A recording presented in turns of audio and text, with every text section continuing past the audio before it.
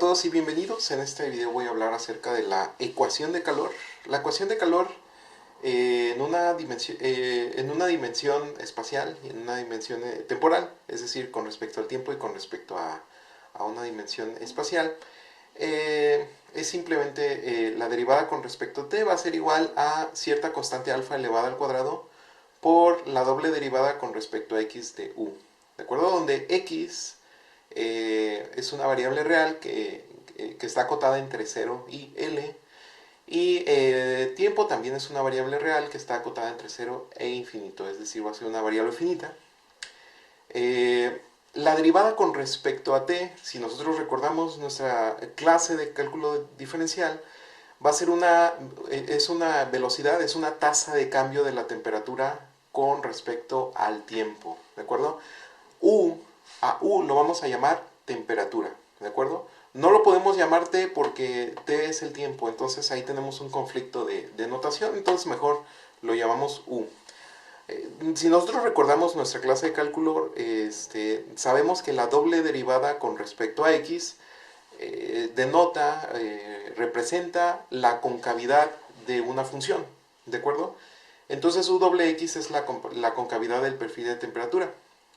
Y lo que hace este UXX básicamente compara el perfil de temperatura con su entorno en el punto. Es decir, si su entorno está más frío, ok, entonces hay que,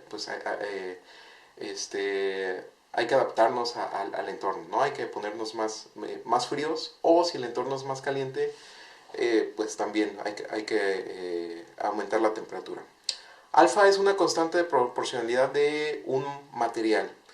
¿Qué es esto? Por ejemplo, si yo caliento este material, es de metal, entonces va a pasar poco tiempo antes de que al yo calentarlo pueda sentir la temperatura en el otro extremo.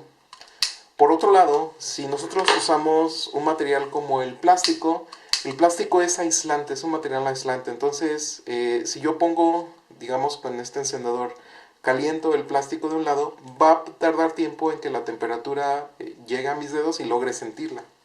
Bien, por eso, si ustedes se fijan, las sartenes tienen la plancha metálica con cierta constante de proporcionalidad A alfa, y el mango es un polímero, es un plástico, y va a tener una constante alfa de proporcionalidad distinta, lo cual me va a permitir levantar el asa a pesar de que la plancha esté muy caliente, sin que yo me queme, ¿de acuerdo? Entonces, cada material va a tener su constante de proporcionalidad, suponiendo que el material es uniforme, ¿sí?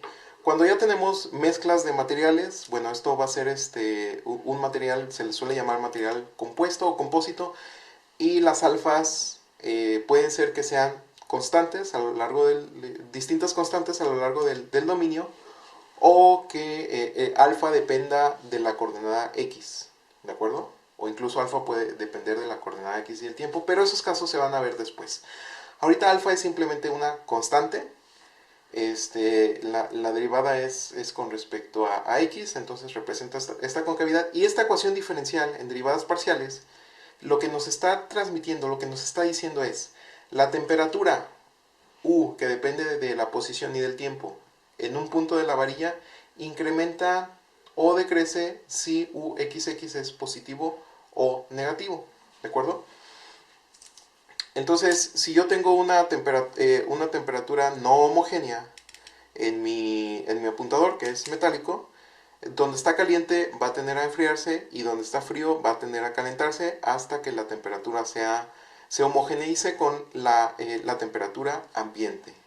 Cualquier duda, por favor, déjala en los comentarios, y nosotros nos vemos en el siguiente video. Hasta luego.